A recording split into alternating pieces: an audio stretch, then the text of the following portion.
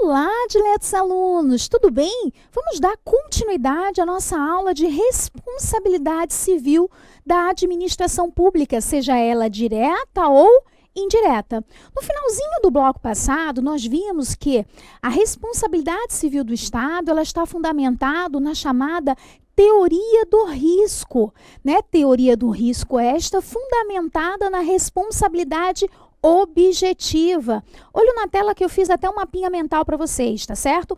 Baseado na responsabilidade objetiva. Na responsabilidade objetiva, a vítima, esqueci de botar o apontador, mas boto aqui rapidinho. A vítima, para ser indenizada, ela não precisa comprovar dolo e culpa do agente. Ela só precisa comprovar o nexo causal entre a ação praticada e o dano sofrido. Se conseguir comprovar o nexo causal entre a ação praticada e o dano sofrido por ela, o Estado irá responsabilizar, ou seja, irá indenizar, será o responsável pela indenização dessa vítima. Nós vimos que na teoria do risco existem duas vertentes, né? Ambas são responsabilidades objetivas do Estado.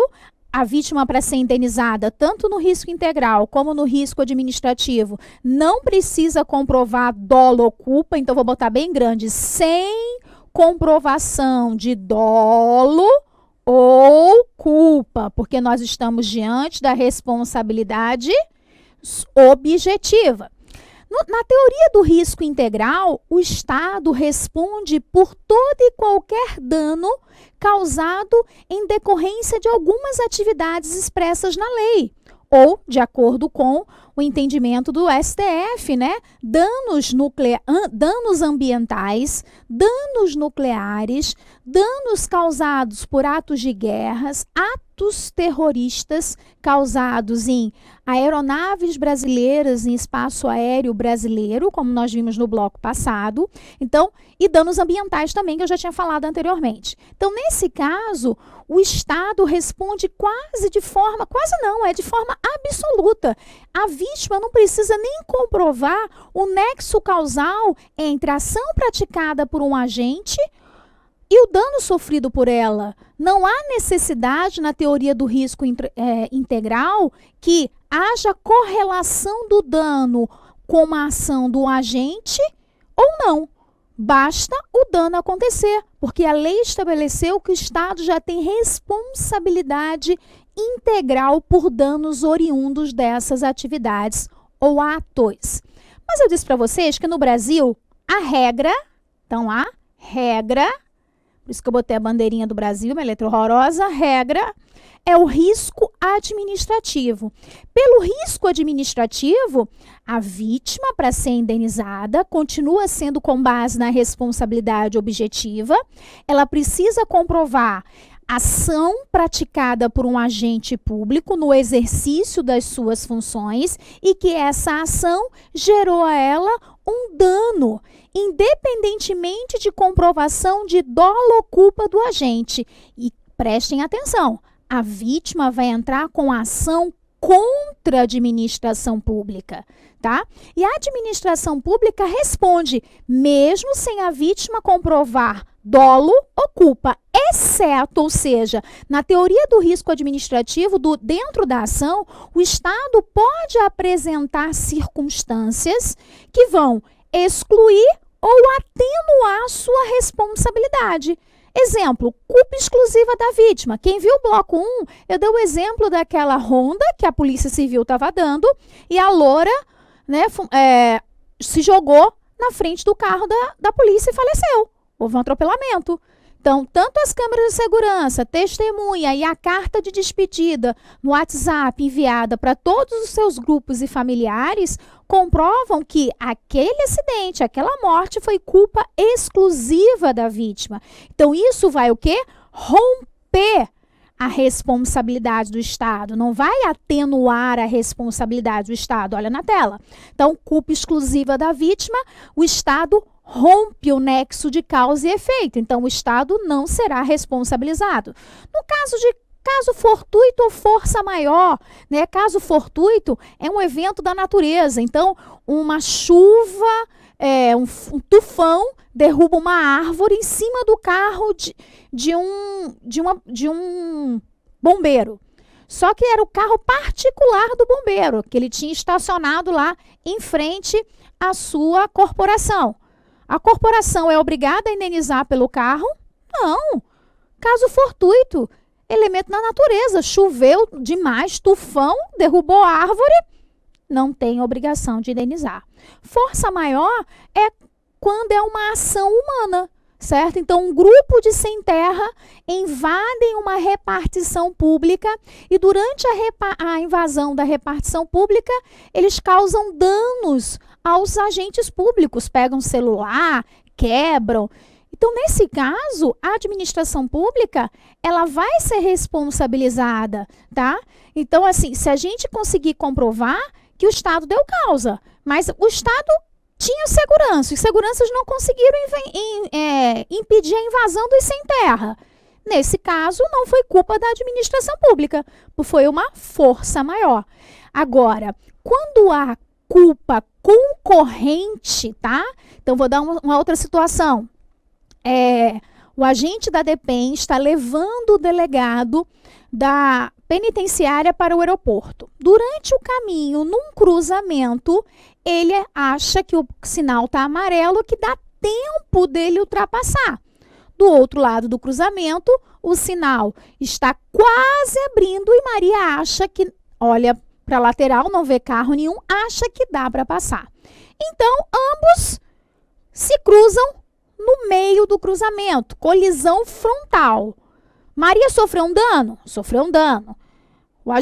O carro da repartição pública também sofreu um dano? Sofreu um dano. Mas esse dano foi causado por culpa concorrente da vítima. Eu não vou excluir a responsabilidade da administração pública totalmente. Isso vai atenuar a responsabilidade, até porque se ele não tivesse avançado o sinal, o dano não teria ocorrido. Se ela também não tivesse avançado o sinal, o dano não teria ocorrido. Então, a gente diz que nessa circunstância, quando a culpa concorrente da vítima e não culpa exclusiva, existe uma atenuante da responsabilidade. Isso já caiu em prova, a gente vai resolver umas questõezinhas dessas e vocês vão ver como o caso concreto é cobrado na prova da Sebrasp, ok? Então, olho na tela ali, responde mesmo sem dolo ou culpa, exceto quando é culpa exclusiva da vítima, caso fortuito ou força maior, e responde quando é culpa diretamente do agente ou culpa concorrente. No caso do culpa concorrente, a responsabilidade do Estado será atenuada. Vamos ver como é que se comporta a responsabilidade extracontratual do Estado na nossa Constituição Federal. Então, a Constituição Federal, naquele capítulo que eu pedi para vocês lerem, não há como fazer uma boa prova de direito administrativo se eu não ler o capítulo da Constituição chamado da administração pública. Pode passar para mim. Então, eu tenho que ler o capítulo todo da administração pública, que vai do artigo 37 ao artigo 41 da Constituição Federal. Você não fez isso ainda? Eu pedi lá no primeiro dia de aula, na primeira aula. Então, se você não fez, faça isso. Uma boa dica que alguns alunos imprimem esse capítulo e deixam lá no livrinho de cabeceira e vão lendo e circulando. E qualquer dúvida, você vai utilizar o fórum de dúvidas com a professora. Ok? Então, a responsabilidade civil do Estado brasileiro, da administração pública, seja ela direta ou indireta, está expressa na nossa Constituição Federal. Lá no artigo 37, parágrafo 6º, que eu botei aí no material de vocês. Diz lá, as pessoas jurídicas de direito público e as de direito privado, prestadoras de serviço público, responderão nesta qualidade por atos praticados pelos seus agentes no exercício das suas funções, praticado pelos seus agentes nesta qualidade, tendo o direito de regresso contra o agente causador do dano nos casos de dolo ou culpa. A professora confundiu tudo. A senhora falou que na responsabilidade objetiva não precisa comprovar dolo ou culpa e no final do parágrafo está falando de dolo ou culpa. Olha para mim aqui. Esse artigo 37, parágrafo 6º, ele fala de 2 tipos de ações. Uma que é a ação de indenização que a vítima vai entrar contra a pessoa jurídica de direito público. Quem são as pessoas jurídicas de direito público? União, estados, Distrito Federal e municípios e seus respectivos poderes, executivo, legislativo e judiciário, menos o município que não tem judiciário. Então, quem seriam as pessoas jurídicas de direito público? União, estados, Distrito Federal e municípios, autarquias e fundações públicas. E ela continua. E as pessoas jurídicas de direito privado, prestadoras de serviço público, quem seriam? Uma empresa pública que é prestadora de serviço público, por exemplo, os Correios é prestador de serviço público. Uma sociedade de economia mista prestadora de serviço público, como a CBTU, lá de Fortaleza. Ela é uma sociedade anônima, tá certo? Então, prestadora de serviço público de transporte coletivo. Então, nesse caso, as pessoas jurídicas de direito público e as de direito privado, que são prestadoras de serviço público, e não somente aquelas que integram a administração pública indireta, como eu expliquei nas noções gerais da aula 1. Eu também falo daquelas pessoas jurídicas de direito privado que são contratadas através de um processo licitatório e assinam um contrato com a administração pública para executar um serviço público. Exemplo, as concessionárias de transporte coletivo, as empresas de ônibus. Então, nesse caso, quando a pessoa jurídica for de direito privado, independentemente de fazer parte da administração pública indireta ou do terceiro setor da economia, ou ser fora da administração pública indireta, se um agente seu, uma pessoa que trabalha na sua unidade, causar um dano a terceiro, são essas pessoas que vão responder diretamente. E aí, volta na tela para a gente olhar. Né? Responde pelos danos. Então, percebam que a Constituição Federal é bem clara e o STF já se pronunciou que essa responsabilidade civil estampada no artigo 37, parágrafo 6º, é por atos comissivos. Ou seja, pela ação. Ação de quem? De um agente pertencente a essas pessoas nesta qualidade. Nesta qualidade, uma pegadinha que cai no concurso, não significa que basta ser agente dessas pessoas jurídicas. Tem que ser agente no exercício das suas funções. Ou seja, agindo na qualidade da administração pública, agindo como essas pessoas jurídicas de direito público ou de direito privado. Então, quando essas pessoas praticarem um ato, seja ele oriundo de praticarem uma ação, seja essa ação oriunda de um ato lícito ou ilícito, quem vai indenizar a vítima que sofreu o dano são essas pessoas jurídicas. É a administração pública direta, a administração pública indireta, prestadora de serviço público e concessionárias e permissionárias que são contratadas para prestar serviços públicos também. Então, são elas que vão responder. Então, a primeira parte desse parágrafo fala da ação de indenização, que a vítima que sofreu dano vai entrar contra essas pessoas. Após a vítima ser indenizada, então, é o que no finalzinho do parágrafo, pode botar na tela, a Constituição assegura a essas pessoas, assegura o chamado direito de regresso. Então, essas pessoas citadas do início do artigo, as pessoas jurídicas de direito público e as de direito privado, prestadoras de serviço público, fica assegurado a elas o direito de regresso, que é exercido através da ação regressiva. Entrarem com uma ação regressiva contra o responsável contra o agente causador do dano.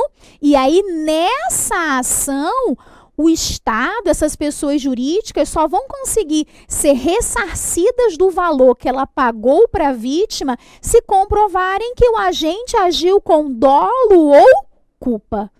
Se não comprovarem, aí não vai conseguir ser ressarcido. Então, percebam que o artigo 36, parágrafo 6º, ele fala em dois tipos de ação, dois tipos de direitos. O direito da vítima, né, do terceiro que sofreu um dano causado por um agente no exercício das suas funções, que é o direito de entrar com uma ação de indenização contra essas pessoas, e essa responsabilidade será do tipo objetiva, para ser indenizado, essa ação de indenização movida pela vítima, não há necessidade dela comprovar dolo ou culpa. Basta comprovar o nexo causal, né? O nexo entre o dano sofrido e a ação praticada pelo agente nesta qualidade. Já no direito assegurado a essas pessoas, que é o direito de regresso, que vai ser exercido através de uma ação regressiva, essas pessoas têm o direito, após a indenização da vítima, entendimento pacífico na jurisprudência, após a indenização da vítima, entrar com ação regressiva contra o responsável, contra o agente que causou o dano. Mas nesse caso, o agente só é obrigado a ressarcir essas pessoas do valor que ela pagou para a vítima, se nessa ação a administração conseguir comprovar que o agente agiu com dolo ou culpa. Então, naquele exemplo que eu estava olhando para vocês, acho que foi no bloco passado. Então, o agente da DEPEN está levando o delegado-geral da Polícia Federal, da Penitenciária Federal, para o aeroporto. E ele vê o carro do amante da mulher dele. E ele vai com tudo, com toda a fúria, e bate no carro do amante da mulher dele. E é aquela confusão, o cara sofre um dano, entra com a ação contra a administração pública, porque ele sofreu um dano causado por um agente no exercício das suas funções. Ele estava a serviço. Então, a administração é que tem a obrigação de indenizar o amante da mulher dele. E é assegurado o direito de regresso nos casos em que a administração pública, e nesse caso, conseguir comprovar que ele agiu com dolo. Na hora que ele viu que era o amante da mulher dele, ele foi com tudo com o carro. Então, nesse caso, ele terá que ressarcir a administração do dano causado ao carro da amante dele. E aí, olha na tela que eu fiz um mapinha mental para vocês memorizarem o artigo 37, porque ele não cai em prova não, minha gente, ele despenca. O artigo 37, parágrafo 6º da Constituição Federal, ele trata da responsabilidade objetiva. Então, ele diz lá, as pessoas jurídicas de direito público e as de direito privado prestadoras de serviço público, aí eu botei exemplo da Infraero, dos Correios, respondem diretamente de forma objetiva por possíveis danos que seus agentes nesta qualidade causarem a terceiro. Agora, se for uma pessoa de direito privado, não, uma pessoa jurídica de direito privado, mesmo integrante da administração pública, mas que está explorando, né, intervenção no domínio econômico, está explorando atividade econômica, como o Banco do Brasil ou Caixa Econômica, se eles causarem um dano a um terceiro, esse terceiro vai ser indenizado com a regra geral. E a regra geral é responsabilidade subjetiva. Olha aqui para dar o exemplo. Digamos que eu sou cliente da Caixa Econômica Federal e deposito um dinheiro X que vai ser debitado para o pagamento do meu apartamento.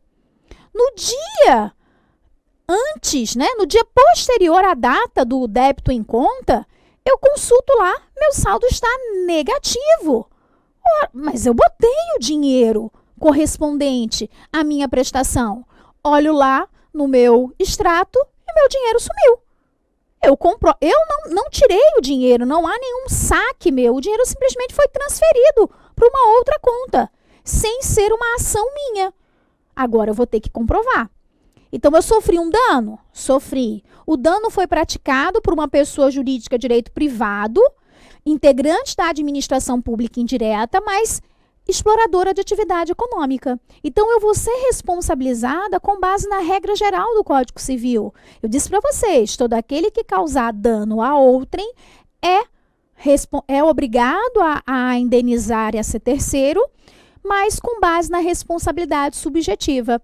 Eu, a vítima, para ser indenizada, eu vou ter que comprovar que eu depositei o dinheiro, que o dinheiro foi retirado antes da data do vencimento do meu débito e que houve o débito e eu acabei entrando no cheque especial e acabei tendo que pagar juros. Então, eu vou ter que comprovar que o banco agiu com dolo ou culpa, certo? Então, isso nessa ação, para eu ser indenizada com base na responsabilidade subjetiva.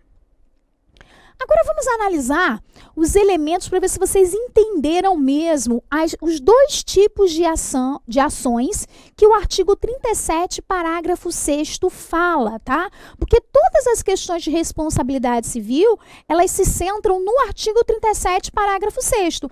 É claro que você tem que saber que o Código Civil estabelece dois tipos de responsabilidade, responsabilidade subjetiva e objetiva. É claro que você tem que saber que, via de regra, a responsabilidade é do tipo objetiva dentro da administração pública, com base na teoria do risco, mas vamos analisar direitinho. Então, olho na tela nesse mapa mental, tá bom? Você me consegue botar no cantinho, então tá ótimo. Um agente público, né, no exercício das suas funções, pratica um ato. E aí não me interessa o tipo do ato, tá lembrado, gente? As questões de prova, sabe qual é a pegadinha que cai? Diz assim, somente um ato ilícito que causa dano a terceiros é que gera para a administração pública a obrigação de indenizar a vítima. A indenização, ela está relacionada ao dano sofrido pela vítima. Esse ato pode ser um ato lícito ou ilícito, material, jurídico, não importa. Esse ato praticado por um agente público no exercício das suas funções, então na questão, fulaninho está de férias. Se está de férias, ele não está agindo em nome da administração pública. Então, o agente público pratica um ato, seja qual for a natureza, que prejudica um particular. O particular, no número 2, vai entrar com a ação de indenização contra quem, gente? Contra o Estado. Contra o Estado que esse agente público está respondendo, porque ele estava no exercício das funções. O Estado, então, o particular ingressa com ação contra o Estado vai indenizar o particular e após a indenização do particular, o que diz o finalzinho do artigo 37, parágrafo 6º? Ele terá direito o direito de regresso, que é a chamada ação regressiva. Então, na ação regressiva, o Estado, a pessoa jurídica de direito público, a administração pública vai entrar com ação regressiva contra o agente público, que é o caso do item 3, se tiver agido com dolo ou culpa. Então, que tipo de responsabilidade é apurada nessa ação 3? Subjetiva. E que tipo de responsabilidade é apurada na ação 2? Objetiva. Então, acho que esse mapa mental consegue fixar bem aquela que o artigo 37, parágrafo 6º, está falando da ação de indenização contra atos, então atos comissivos, ações praticadas pelos agentes. Dica importante, e aí é importante porque já foi objeto de prova da CESP, tá? A tese aprovada pela Corte do STF é o seguinte: o teor do dispositivo do artigo 37, parágrafo 6º da Constituição é a ação de danos causados por agente público deve ser ajuizada contra o Estado ou contra a pessoa jurídica de direito privado prestadora de serviço público. Então, vira aqui para mim. Uma empresa de ônibus, né? O motorista de uma empresa de ônibus está lá na sua linha e acaba atropelando a velhinha, e durante o atropelamento as pessoas também se machucam dentro do ônibus. Pergunto a vocês, quem é que vai indenizar? A velhinha morreu, infelizmente. Quem vai indenizar a família da velhinha? Quem vai assumir o valor do velório e tudo? A empresa? Professora, mas foi o motorista que estava dirigindo. Não se esqueça, ela é prestadora de serviço público, transporte coletivo, responsabilidade objetiva. Professora, mas ela não era passageira. Não interessa. É uma pessoa jurídica de direito privado, prestadora de serviço público, se uma ação praticada por um agente público seu a um usuário ou não usuário do serviço, que é o caso da velhinha, cabe à empresa de ônibus indenizar aqueles que sofreram dano. Depois, como diz lá o artigo 37, parágrafo 6º, essa pessoa jurídica de direito privado terá o direito de exercer o seu direito de regresso através da ação regressiva. Olho na tela, tá? Sendo parte ilegítima o autor do ato. Perceberam? Muitas questões de prova dizem que havia uma divergência entre o STJ e o STF, e isso agora é um efeito, foi julgado num recurso um recurso extraordinário com efeito de repercussão geral em 14 de agosto de 2019. Então agora não tem mais celeuma nas questões, porque tinha questão que dizer de acordo com o STJ, de acordo com o STF, de acordo com a jurisprudência. É unânime agora, tá? Então, de acordo com o entendimento, com a Corte Maior, o STF, e é um recurso extraordinário com efeito de repercussão geral, então o STJ vai ter que engolir.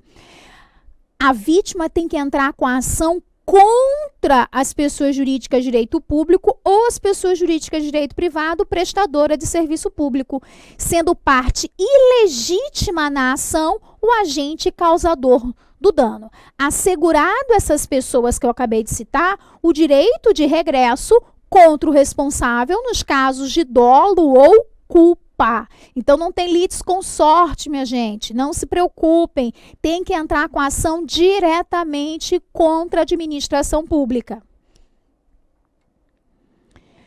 Questão de prova, tá? Então eu botei aqui, ó. Segundo o entendimento jurisprudencial, um agente público pode ser acionado judicialmente de forma direta em virtude de dano causado a terceiro por atos no exercício da sua função pública. Isso foi questão da CESP. Certo ou errado?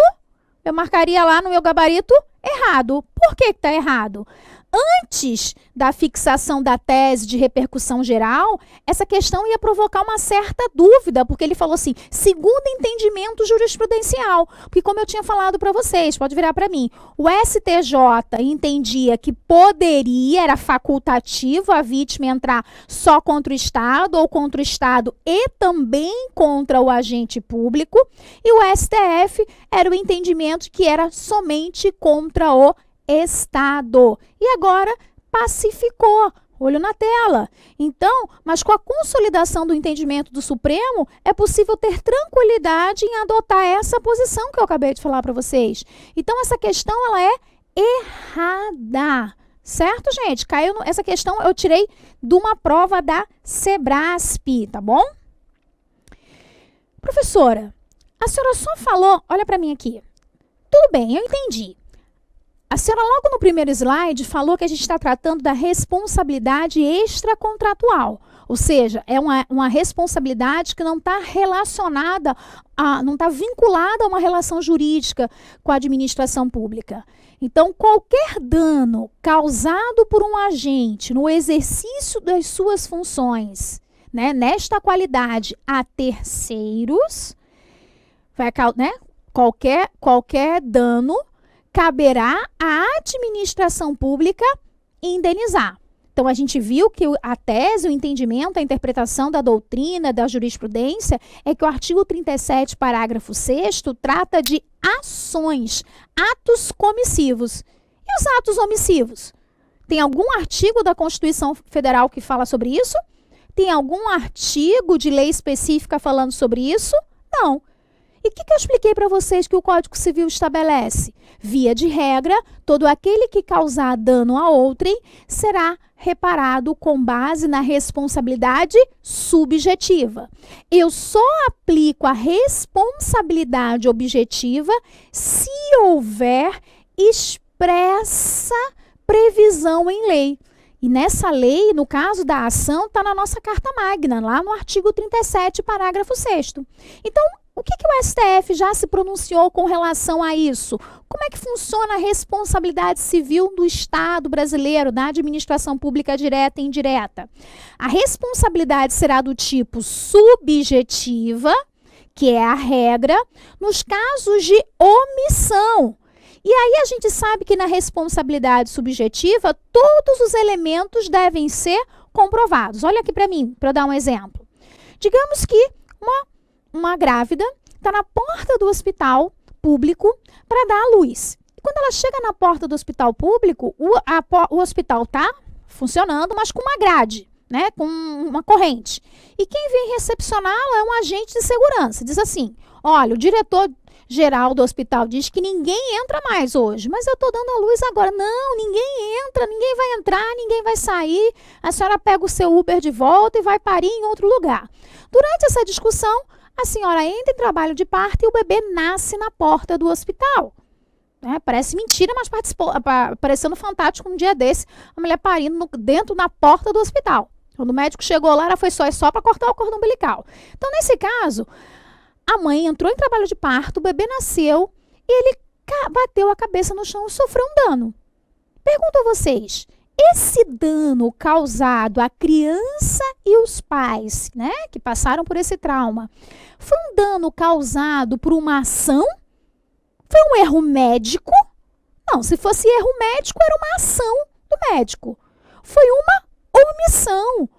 O hospital deixou de prestar a assistência que deveria prestar. Olha na tela. Então, nesse caso, a família dessa criança, para ser indenizada, ela vai ter que comprovar a conduta omissiva, e aí gravou câmeras de segurança, testemunhas, comprovam que ela foi impedida de entrar no hospital, que o hospital não prestou socorro a ela. Em decorrência dessa omissão, ela sofreu um dano, e há um nexo causal direto entre o não atendimento e o parto na porta do hospital e o dano sofrido pela criança, e vai ter que comprovar que o diretor do hospital agiu com dolo ou culpa. Dolo, estou com meu salário atrasado 5 meses, não quero saber quem vai deixar de ser atendido, tranque a porta. Então, ele foi dolosa, ele sabia que a obrigação dele era atender e ele de forma dolosa fechou, mesmo havendo vaga para o atendimento. Ou culpa, negligência. O hospital estava na sua capacidade quase que máxima, ele deixou na mão de alguém que não tem experiência e não tem responsabilidade por atendimento médico, decidir quem entra e quem não entra. Então, nesse caso, ele agiu de forma negligente. E mesmo sendo negligente ou dolosa, o Estado vai ser responsabilizado por essa omissão de um agente seu no exercício das suas funções. Então, isso cai muito em prova. De acordo com o entendimento jurisprudencial, atos omissivos que geram danos a terceiros serão ressarcidos pela administração pública de acordo com a regra geral, que é a responsabilidade subjetiva.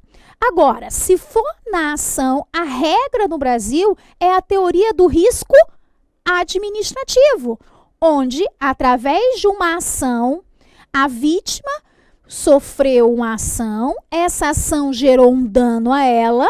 É o caso lá do carro da Maria, que foi colidido por um agente da DEPEN, que estava levando o delegado da Polícia Federal para o aeroporto.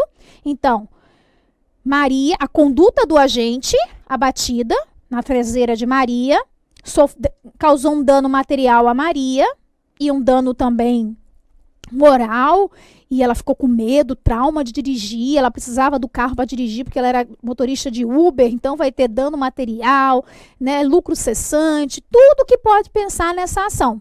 Então ela sofreu um dano e há um nexo causal entre o ato, a conduta praticada pelo agente no exercício das suas funções e o dano sofrido pela pessoa. Então a responsabilidade é do tipo objetiva. Lembrando que, neste caso, a administração pública pode apresentar circunstâncias que vão atenuar ou excluir a sua responsabilidade. Certo? Então, omissão, responsabilidade subjetiva. Quando é ação, objetiva. Então, até a próxima aula, gente. Tchau, tchau!